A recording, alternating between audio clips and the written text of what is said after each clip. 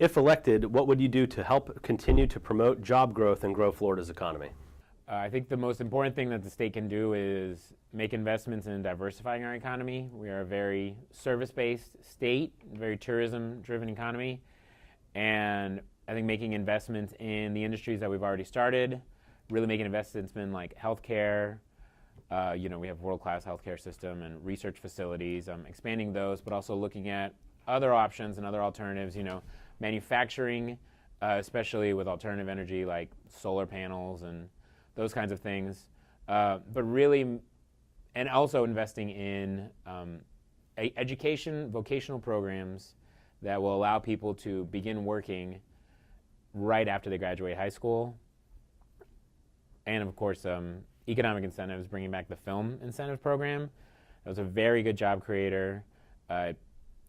As much as there are a lot of people that are skeptical of film incentives programs and government incentives in general to the private sector, the fact is we're losing millions of dollars in revenue and in economic development dollars and economic growth because Georgia and Louisiana are outcompeting us, and we don't have to spend as much as they do to be competitive because we're such a vibrant state. How would you improve Florida's healthcare situation? I think we have to find ways to find affordable healthcare access beyond the traditional simply people sign up for an insurer, pay a monthly premium, and see a doctor occasionally. Whether that means expanding health savings accounts, other nonprofit health insurance options, expanding, there's a lot of hospital associations that already have self-insurance programs. Like when I worked at Jackson Memorial Hospital, they have a program called Jackson First, and I know other hospital associations have similar type programs. Expanding those to other parts of the private sector to basically create a pot of money so that employees can get health insurance or can get health care as they need it. And also more direct provider care, allowing patients to interact directly with the hospitals and providers in a more efficient manner in order to cut down on costs overall. What challenges do you see in Florida's K-12 education system?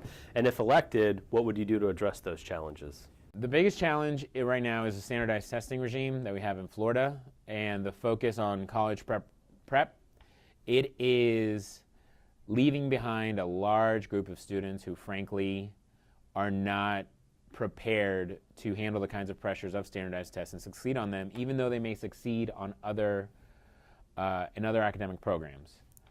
So changing the standardized testing program, I think it would help us allow to retain quality teachers because they are also leaving because of it. It would end the frustration of many parents, school administrators, and it would help students.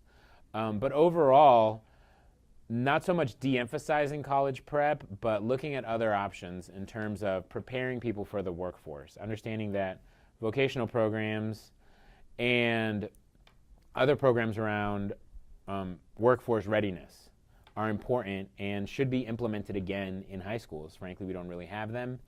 And working with corporate partners, frankly, I think would be a good way to start to bring those certifications and licensing programs into the high schools so that people can segue into work, hopefully entry-level jobs that lead to promotions and economic growth and personal growth.